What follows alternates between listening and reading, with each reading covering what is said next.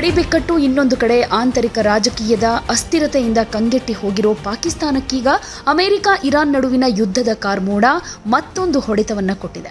Iran ಸಂಘರ್ಷದಿಂದ ಪಾಕಿಸ್ತಾನದ ಆರ್ಥಿಕತೆ ಹಿಂದೆಂದೂ ಕಾಣದ ರೀತಿಯಲ್ಲಿ ಒತ್ತಡಕ್ಕೆ ಸಿಕ್ಕಾಕೊಂಡಿದೆ ಅಂತ ಸ್ವತಃ ಪಾಕ್ ಪ್ರಧಾನಿಯೇ ಶೆಹಬಾಜ್ ಶರೀಫ್ ಅವರು ಒಪ್ಪಿಕೊಂಡಿದ್ದಾರೆ. ಗುರುವಾರ ನಡೆದಂತಹ ಸಚಿವ ಸಂಪುಟ ಸಭೆಯಲ್ಲಿ ಮಾತನಾಡಿರೋ ಶೆಹಬಾಜ್ ಶರೀಫ್, ಅಮೆರಿಕ ಮತ್ತು ಇರಾನ್ ನಡುವಿನ ಸಂಘರ್ಷ ಪಾಕಿಸ್ತಾನದ ಆರ್ಥಿಕತೆಯ ಬೆನ್ನೆಲುಬನ್ನೇ ಮುರಿತಾ ಇದೆ ಅಂತ ಆತಂಕ ವ್ಯಕ್ತಪಡಿಸಿದ್ದಾರೆ. ಈ ಬಿಕ್ಕಟ್ಟಿನಿಂದ ಇಂಧನ ಬೆಲೆ ಏರಿಕೆ, ಆಮದು ವೆಚ್ಚ ದುಪ್ಪಟ್ಟಾಗಿದ್ದು ಪಾಕಿಸ್ತಾನದ ಜನಸಾಮಾನ್ಯರು ಬೆಲೆ ಏರಿಕೆ ಬಿಸಿಯಲ್ಲಿ ಬೆಂದು ಹೋಗ್ತಾ ಇದ್ದಾರೆ. ಶರೀಫ್ ನೀಡಿರೋ ಮಾಹಿತಿ ಪ್ರಕಾರ ಸಂಘರ್ಷಕ್ಕೂ ಮುಂಚೆ ಪಾಕಿಸ್ತಾನದ ತೈಲ ಆಮದು ವೆಚ್ಚ ಸುಮಾರು $300 ಮಿಲಿಯನ್ ಇತ್ತು.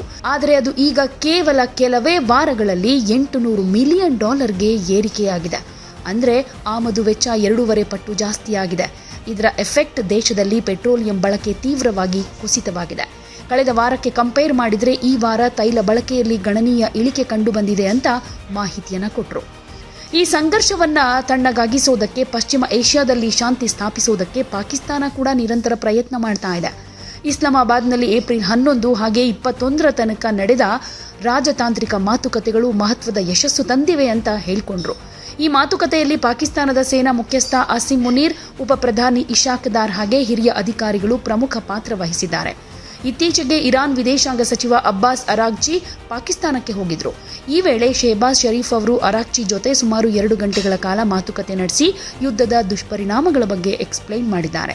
ರಷ್ಯಾ ಪ್ರವಾಸಕ್ಕೂ ಮುಂಚೆ ನಾನು ಇರಾನ್ ವಿದೇಶಾಂಗ ಸಚಿವರ ಜೊತೆ ಮಾತನಾಡಿದ್ದೀನಿ. ಓಮನ್ನಲ್ಲಿ ನಡೆದ ಸಭೆಗಳು ಸಕಾರಾತ್ಮಕವಾಗಿದೆ ಅಂತ ಭರವಸೆ ಕೊಟ್ಟಿದ್ದಾರೆ ಅನ್ನೋ ವಿಷಯವನ್ನ ಸಂಪುಟ ಸಭೆಗೆ ತಿಳಿಸಿದರು. ಇನ್ನು ಪಾಕಿಸ್ತಾನ ಅಮೆರಿಕ ಹಾಗೆ ಇರಾನ್ನನ್ನ ಸಂಧಾನದ ಮೇಜಿಗೆ ಬಳಿ ಕರೆತರೋದಕ್ಕೆ ಟ್ರೈ ಮಾಡ್ತಾ ಇದ್ರು. ಅಮೆರಿಕ ಅಧ್ಯಕ್ಷ ಡೊನಾಲ್ಡ್ ಟ್ರಂಪ್ ಅವರ ನಡೆ ಪಾಕಿಸ್ತಾನಕ್ಕೆ ಹಿನ್ನಡೆ ತಂದಿದೆ. ಇರಾನ್ ವಿದೇಶಾಂಗ ಸಚಿವರು ಪಾಕಿಸ್ತಾನಕ್ಕೆ ಭೇಟಿ ಕೊಟ್ಟರೂ ಅಲ್ಲಿಗೆ ಬಂದಿದ್ದ ಅಮೆರಿಕ ನಿಯೋಗದೊಂದಿಗೆ ನೇರ ಮಾತುಕತೆ ನಡೆಸೋದಕ್ಕೆ ರಿಜೆಕ್ಟ್ ಮಾಡಿದ್ರು. ಇರಾನ್ನ ಈ ಹಠಮಾರಿತನದಿಂದ ಕೆರಳಿದ ಡೊನಾಲ್ಡ್ ಟ್ರಂಪ್ ಇಸ್ಲಾಮಾಬಾದ್ಗೆ ಬರಬೇಕಾಗಿದ್ದ ಅಮೆರಿಕದ ಸಂಧಾನಕಾರರ ಭೇಟಿಯನ್ನ ಕೊನೆ ಕ್ಷಣ ಕ್ಯಾನ್ಸಲ್ ಮಾಡಿದ್ರು. ಇರಾನ್ ನಿಜವಾಗ್ಲೂ ಗಂಭೀರವಾಗಿದ್ರೆ ವಾಷಿಂಗ್ಟನ್ಗೆ ಫೋನ್ ಮಾಡಲಿ ಅಂತ ಟ್ರಂಪ್ ಖಡಕ್ ಆಗಿ ಹೇಳಿದ್ರು. ಇದು ಪಾಕಿಸ್ತಾನದ ಮಧ್ಯಸ್ಥಿಕೆ ಪ್ರಯತ್ನಕ್ಕೆ ದೊಡ್ಡ ಹಿನ್ನಡೆ ಅಂತಾನೆ ಹೇಳಲಾಗ್ತಾ ಇದೆ. ಪಾಕಿಸ್ತಾನ ಪ್ರಸ್ತುತ ಈ ಪರಿಸ್ಥಿತಿಯನ್ನು ನಿಭಾಯಿಸೋದಕ್ಕೆ ಪ್ರತ್ಯೇಕ ಟಾಸ್ಕ್ ಫೋರ್ಸ್ ರಚಿಸಿದೆ. ಈ ಸಮಿತಿ ದಿನನಿತ್ಯದ ಆರ್ಥಿಕ ಬದಲಾವಣೆಯನ್ನ ಗಮನಿಸುತ್ತೆ.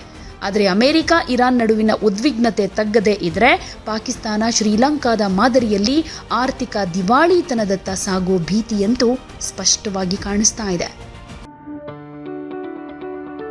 ಯಾವುದೇ ಸುದ್ದಿಯ ಅಪ್ಡೇಟ್ ಅನ್ನ ಮಿಸ್ ಮಾಡ್ಕೊಳ್ಬಾರ್ದು ಅಂದ್ರೆ ಈಗ್ಲೇ ಒನ್ ಇಂಡಿಯಾವನ್ನ ಸಬ್ಸ್ಕ್ರೈಬ್ ಮಾಡಿ. ನಿಮಗೆ ಬೇಕಾದ ಭಾಷೆಯಲ್ಲಿ ಎಲ್ಲಾ ಸುದ್ದಿ ತಿಳಿಬೇಕು ಅಂದ್ರೆ ಒನ್ ಇಂಡಿಯಾ ಆಪ್ ಅನ್ನ ಡೌನ್ಲೋಡ್ ಮಾಡ್ಕೊಳ್ಳಿ.